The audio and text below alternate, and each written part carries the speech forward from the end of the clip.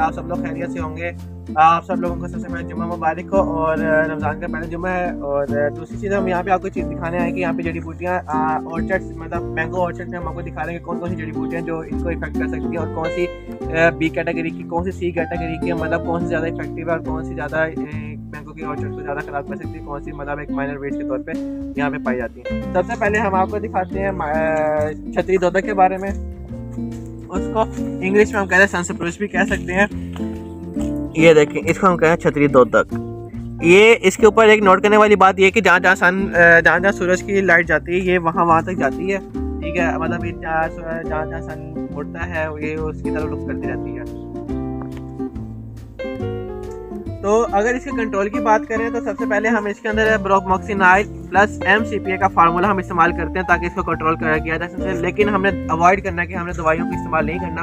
हम यहाँ पे रोटावेटर इस्तेमाल कर सकते हैं। यहाँ पे बगैर सॉइल को डिस्टर्ब किए ऊपर लेयर से हम इसको ऊपर कट कर सकते हैं ताकि इसकी जो रूट्स वगैरह वो दोबारा ना निकले। और अगर इसके बाद अगर ये बहुत ही कोई हैवी मिकदार में आ जाती हैं तो हम इसको कंट्रोल कर सकते हैं बाय मेडिसिन और बाय आप यूँ समझ लें वीडिसाइड। और सेकंड थिंग ये कि अगर ये नॉन क्रॉप लैंड है, मतलब एक जहाँ पे क्रॉप्स अगर आपने नहीं लगाई हुई एक बैंक या कोई वेजिटेबल या पल्सेस वाली साइड पे है तो हम वहाँ पे इस्तेमाल कर सकते हैं पेंडामेथिलीन या पैराक्वाड का स्प्रे हम इस्तेमाल कर सकते हैं ताकि इसको हम खत्म कर सकें। आए आप अपनी सेकंड वीड्स के ऊपर मैं आपको बता दूं कि सेकंड वीड का नाम क्या था। हमारी जो सेकंड वीड है हम आपके सामने पेश कर रहे हैं, इसका नाम है कंडियाली दोदक। इसके जो कंडियाली दोदक इसको इसलिए कहते हैं क्योंकि इसके पूरे लीफ कवर नहीं होता कांटों के, इसके तो लीफ के सिर्फ टिप्स होते हैं।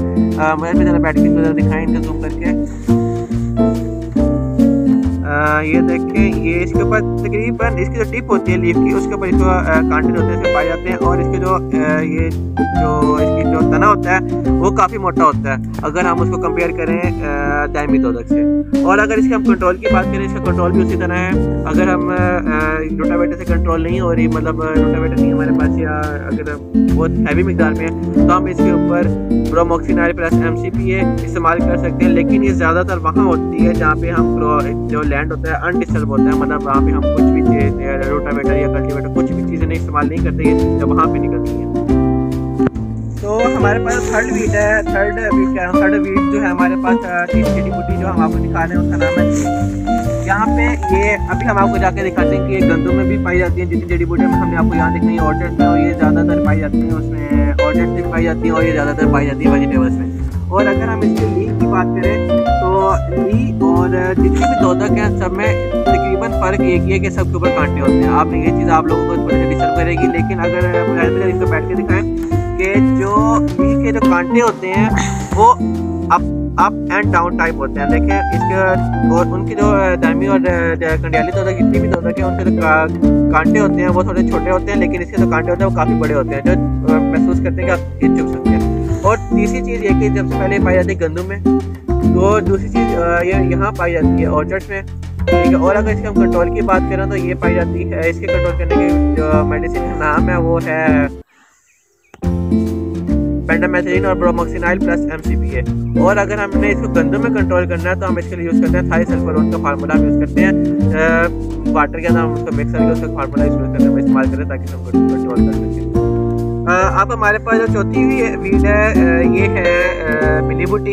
इसका नाम है इसका मिली बूटी। इसकी आइडेंटिफिकेशन, इसको जो हमने अगर देखना हो कि मिली बूटी हम कैसे फाइंड करेंगे, इसका सबसे आसान तरीका ये है कि इसके जो पत्ते होते हैं वो छोटे होते हैं और उनके पत्तों के नीचे है ना तकरीबन स्मॉल कलर के ब्लैक डॉट्स होते हैं, ठीक है। और इसके अगर हम फ्लावर की बात करें, इसका फ्लावर जो है बाकी तकरीबन सबसे डिफरेंट होता है, छोटा होता है, ब्लू कलर का होता है, देखने में काफ़ी प्यारी लगती है लेकिन ये काफ़ी नुकसानदेह होती है ऑयल सीड्स क्रॉप में, जिस तरह हमारे पास मस्टर्ड हो गया, कैनोला हो गया। और इसके अलावा ये ऑर्चर्ड में इतनी सी कैटेगरी की ऐसे इस्तेमाल मतलब आप पाई जाती है कि इतना की डैमेज नहीं करती। लेकिन अगर हम इसके कंट्रोल की बात करें तो हम वही फार्मूला ब्रोमोक्सिनाइल प्लस MCPA हम इसका इस्तेमाल कर सकते हैं। और तीसरी चीज़ ये कि अगर हम ऑयल सीड में कंट्रोल करना है तो हम थाईसल्फेट यूरोन का फार्मूला जो हम इस्तेमाल करते हैं ताकि हम इसको कंट्रोल कर सकें। यहाँ से आप आगे जो आपको बूटी दिखा रहे हैं वो अपना वीड दिखा रहे हैं और वो है हमारे पास अपना दिवाली वीड। ये आर्किड्स और कूल प्लेसेस पे होते हैं ज़्यादातर, ये अनडिस्टर्ब प्लेसेस पे होते हैं, वीड्स में भी बहुत कम होती है। इसको हम ऑर्चिड में हम बी कैटेगरी की बीड्स के तौर पर हम इसे लेते हैं। जो पोस्ट इमरजेंस होता है उसे हम उसमें हम प्री इमरजेंस में हम इसमें जो दवाइयाँ इस्तेमाल करते हैं वो है हम अपना MCP और ब्रोमोक्सिनाइल। और प्री इमरजेंस में जो हम इसका फार्मूला इस्तेमाल करते हैं वो थाईसल्फुलान है सर। नाज़रीन, अगर आपको इसके बारे में और मालूमात चाहिए बीड्स के और आर्चिड में जो